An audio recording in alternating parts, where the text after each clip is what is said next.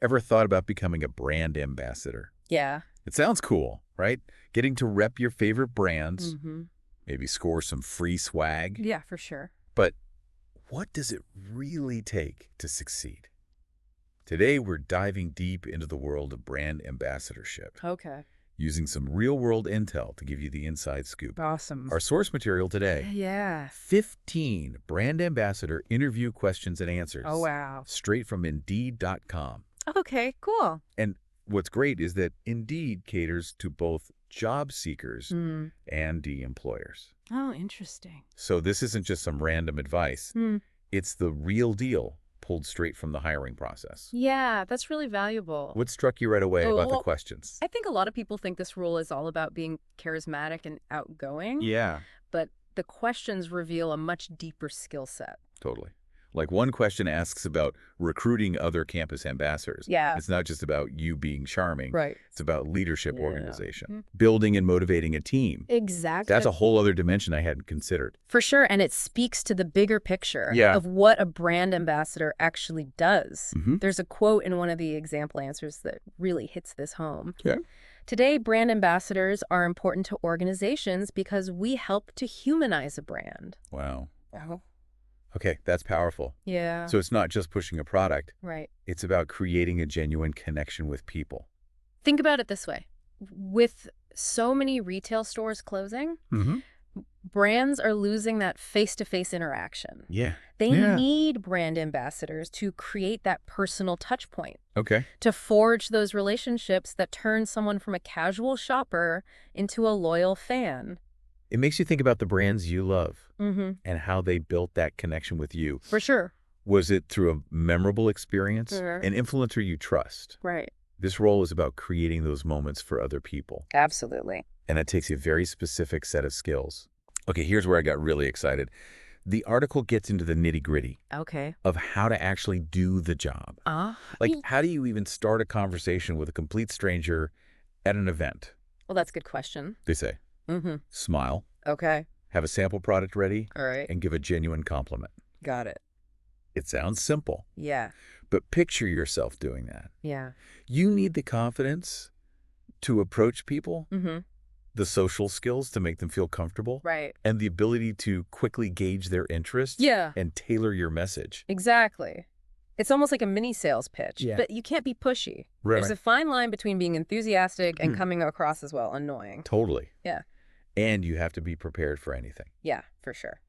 Another question deals with how you handle negative comments about the brand. Oh, that's a tough one. Let's say someone comes up to you Okay. and starts complaining about the product Right. or the company's practices. You can't get defensive or argumentative. No, definitely not. That's a tough one. I'd probably just freeze up. Yeah, it can be intimidating. But a successful brand ambassador would stay calm, Right. listen actively, Mm-hmm. and try to clarify any misconceptions. Exactly. The key is to focus on solutions Yeah, and show that you genuinely care about their concerns, for sure. even if you can't immediately fix the problem. It's about representing the brand in a positive light, even when faced with criticism. It makes you realize that there's a real emotional intelligence involved in this job. Absolutely. You need empathy, Mm-hmm. patience, Yeah. and the ability to think on your feet. It's not for the faint of heart. And it's not just about handling individual interactions. Right. There's a whole strategic layer to this role. Exactly. Brand ambassadors need to think about the bigger picture. Okay. One of the example answers mentions building business-to-business relationships. Interesting. Even if you're not working in a corporate setting, this highlights the importance of networking, building partnerships, Okay. and understanding the broader market. So it's not just about charming individual customers. Yeah. It's about thinking strategically about how to expand the brand's reach. Exactly. That's fascinating. It shows the level of business acumen that's Yeah. needed to truly excel in this role. Okay. And that brings us to another critical aspect, measuring success. Okay. So you've charmed the crowd. Mm-hmm. You've built some connections. Right. But how do you prove your impact? Good question.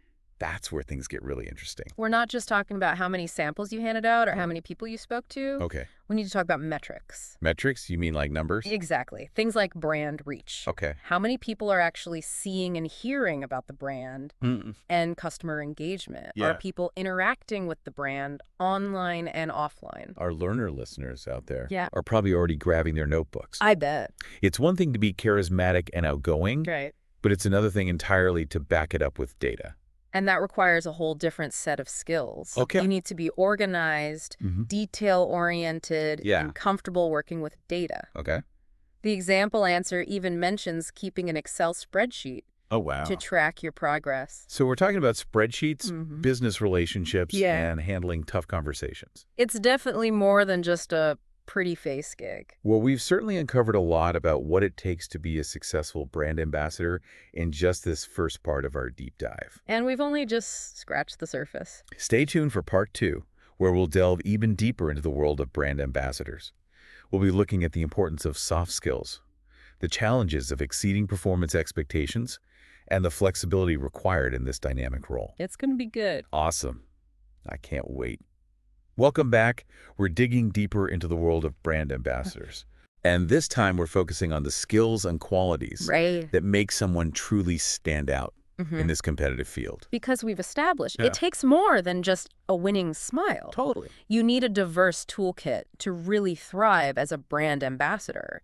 And one question in the Indeed article really highlighted this for me. Okay. It asks about the relevant skills for a brand ambassador, Yeah. and the answer goes beyond just product knowledge. Interesting. They emphasize those all-important soft skills. Okay. Communication, interpersonal skills, the ability to connect with people on a human level. Which is so interesting Right. because in today's digital world, Yeah. where so much interaction happens online, it's easy to underestimate the power of that face-to-face connection. It's true. Think about it. Yeah. A genuine smile, Okay.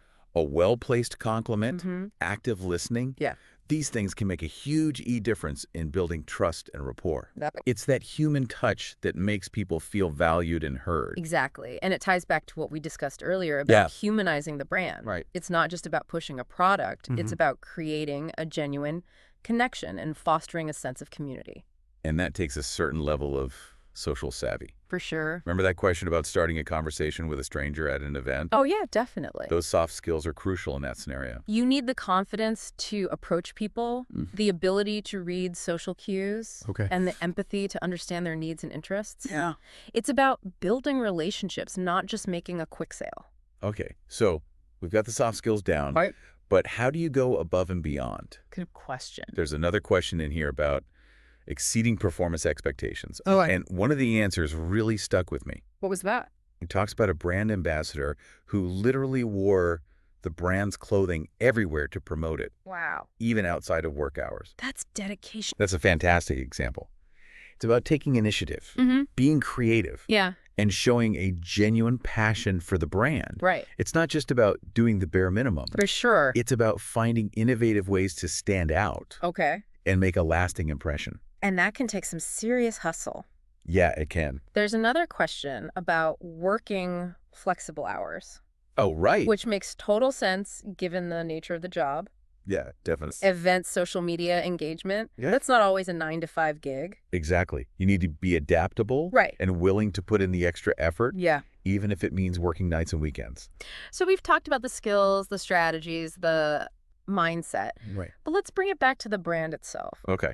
There's a question in here about describing the brand to a potential customer, which might seem straightforward, but it's actually pretty nuanced. Right, because you can't just rattle off a list of features and benefits. Exactly. You need to capture the essence of the brand. In a way that resonates with people. The example answer emphasizes being friendly, Okay. impactful, and creative. I like it.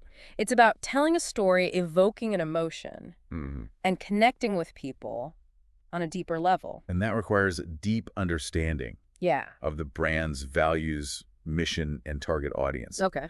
A good brand ambassador doesn't just memorize talking points. Right. They truly understand the brand's DNA and can communicate that in a compelling way. Okay, now for the question we all dread. Uh-oh. How do you handle negative comments about the brand? Oh, yeah, that's a tough one. I know I'd be tempted to get defensive or just shut down completely. It's definitely a challenging situation, Yeah.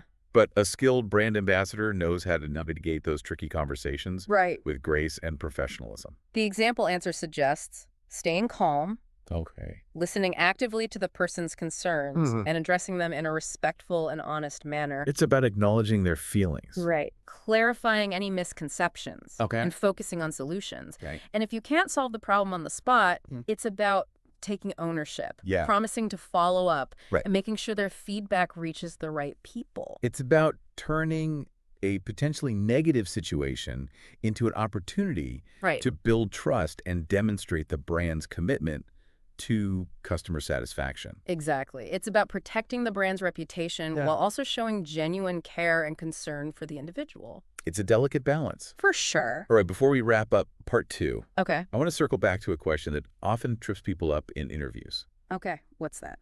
Why do you want to work as our brand ambassador? Oh, that's a classic. This is where passion and authenticity are absolutely crucial. Right. Because it's not enough to say, I love your products, or Right. I think it would be a fun job. Exactly. You need to articulate your genuine enthusiasm for the brand and what it represents.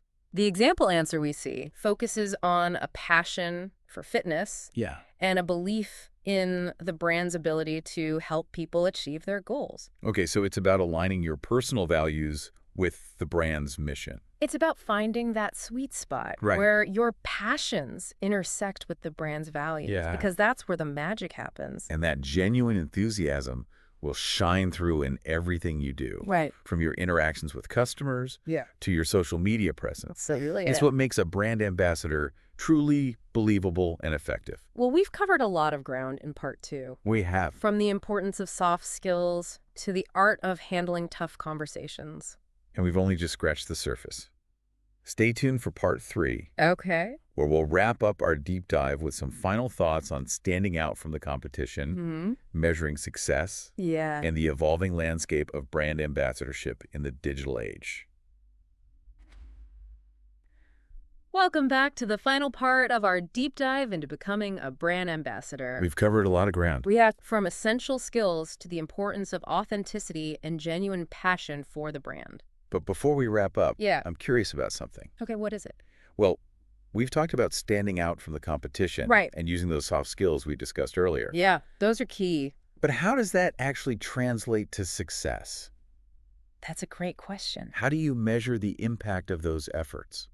It's something that every brand ambassador needs to think about. Because it's one thing to be charming and engaging, but it's another thing entirely to demonstrate that you're actually moving the needle for the brand. Absolutely. And that's where those concrete metrics come into play. You mean like those numbers we talked about earlier, like brand reach and customer engagement? Exactly. Those are key indicators of your effectiveness as a brand ambassador. But how do you actually track those metrics? It's not like you can just count smiles or handshakes. Right. You need a system. Yeah. That's where organization and data analysis come in. The example answer in the Indeed article mentions keeping an Excel spreadsheet Ooh, a spreadsheet. to track progress. I love it. Our learner listeners are probably already building their own as we speak. I wouldn't be surprised. But seriously, being able to organize your data Yeah. and analyze it effectively is crucial for demonstrating your value to the brand. So it's not just about being the life of the party. No, It's about being able to quantify your impact right. and show how your efforts are contributing to the brand's overall goals. Precisely. It's about being data-driven and results-oriented. Okay, that makes a lot of sense. But let's step back for a moment Okay. and think about the bigger picture. Right.